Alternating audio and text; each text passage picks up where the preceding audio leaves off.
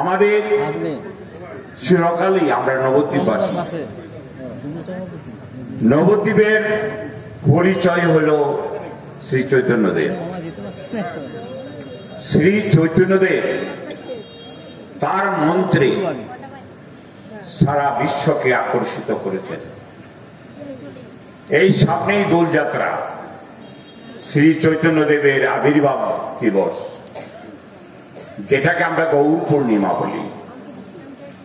তাহলে সেই শুভ অনুষ্ঠান প্রায় মঠে মঠে আরম্ভ হয়ে গেছে। তার মধ্যে আমাদের বিধায়ক যিনি বক্তব্য রাখলেন, আমাদের চেয়ারপারসন অর্গানাইজেশনাল শিপ্রাদি, তিনি সেটা সমর্থনে বলছেন। তাইলে নবদ্বীপ সততার জায়গা, যেটা চৈতন্য ভূমি, সেই সততার জায়গায় আর একটা বিধায়ক আছেন, তিনি মঠে যাননি সন্ন্যাসী হতে, তার জীবনটা সন্ন্যাসীর মতো মন্ডলী কাছে।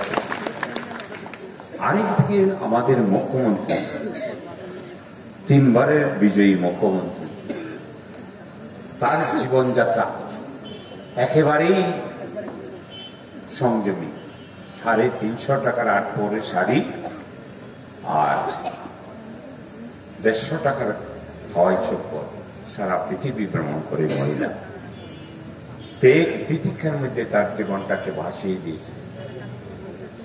আজকের লড়াইটা নীতির লড়াই, সততার বিরুদ্ধে অসততার লড়াই,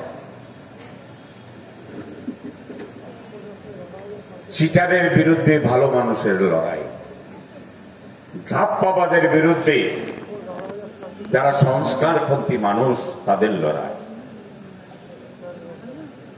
তাই নবদ্বীপবাসী হিসাবে আমরা গর্ব অনুভব করি যে এখানে জন্মসূত্রে এবং কর্মসূত্রে যারা বসবাস করে তারা ধন্য। শ্রী চৈতন্য ভূমি এই দোল পূর্ণিমা উৎসবকে সাথে থাকে হাজার হাজার বিদেশি এখানে আসবেন। আমাকে দেখে নয় বা আমাদের কাউকে দেখে নয়, শ্রী চৈতন্যদেবের এই আদর্শটাকে মেনে তার আকর্ষণে এই চৈতন্য ভূমি ভ্রমণ করতে আসবেন। তাহলে আমাদের লড়াইটা সততা এবং অসততার লড়াই, এটা মূল কথা। একটা দল, কেন্দ্রীয় সরকার, বিজেপি সরকার, সব সময় মানুষকে একটা উদ্বিগ্নতার মধ্যে রাখে। 2019 সালে এই শান্তির ভূমিতে যেহেতু রানাঘাট বিধানসভার, রানাঘাট লোকসভার 7টা বিধানসভার 1টা বিধানসভা, নবদ্বীপে আমরা জয়লাভ করেছিলাম, কিন্তু টোটালি লোকসভাটা তো আমরা পাইনি। এখানে সেই সময় দেখেছেন নবদ্বীপের কিছুদিন এই জগন্নাথের নেতৃত্বে জগা মাদাই কত জেগে উঠেছিল চারিদিকে। এই জগা মাদাইকে উদ্ধার করেছিলেন মহাপ্রভু। তা আমি সেই জগাই মাদাইদের বলছি যে আপনারা ভয় পাবেন না, আমরা আপনাদের হত্যা করব, উদ্ধার করব। আপনারা স্বীকার করুন যে আপনারা অসভ্য কাজ করেছেন, উদ্ধার করবে নন্দসা, আপনাদের উদ্ধার করবে অভয় বাণী। তাই আমরা হিংসায় বিশ্বাসী না, মিথ্যা কথায় বিশ্বাসী না, চিটিং এ বিশ্বাসী না। যাকে যা কথা যেটা বলবো পরিষ্কার।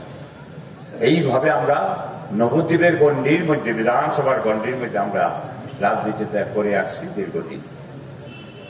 আমি তাই বলতে চাই যে কালকে তৃণমূল যুব কংগ্রেস একটা ডকুমেন্টারি এভিডেন্স দিয়ে একটা প্রদর্শনী করেছিল রবীন্দ্র সংস্কৃতি মঞ্চে নবদ্বীপে। অনেক মানুষের হল ঘরে জায়গা দেওয়া যায়নি, উপস্থিত হয়েছিলেন। মোদির গ্যারান্টি, নো ওয়ারেন্টি, এটাকে বোঝানো হয়েছিল ডকুমেন্টারি। মোদি কি বলেছে তার পাশাপাশি কি করেছে। অনেকেই ছিলেন যুবক ভাইরা এই মঞ্চে, দেখেছেন প্রকৃত সত্য ঘটনাগুলিকে সেখানে তুলে ধরা হয়েছিল। আমি সেই আবেদনটি পুনরায় রাখছি।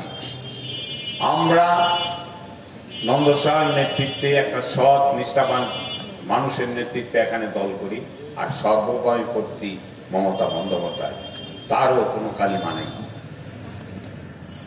তাই নন্দসারও কোনো কালিমা নেই। তাই আমরা চাই এমন একটা পরিবার নবদ্বীপে গড়ে উঠবে, যে পরিবার কালিমা মুক্ত পরিবার। সেই পরিবারে আরেকজন যোগ দিতে এসেছেন, সে হলেন ডক্টর মুকুটমণি অধিকারী। আমি যতদূর জানি ডক্টর মুকুটমণি খুব সৎ লোক, আমাদের বিধায়ক খুব সৎ লোক। তা আমাদের পরিবারটা হবে সততার পরিবার। তার স্বার্থে নবদ্বীপ অঞ্চলের প্রতিটা মানুষের কাছে আমার বিবেক থেকে বলছি, আবেদন জানাচ্ছি যে সততার জয় যেন হয়।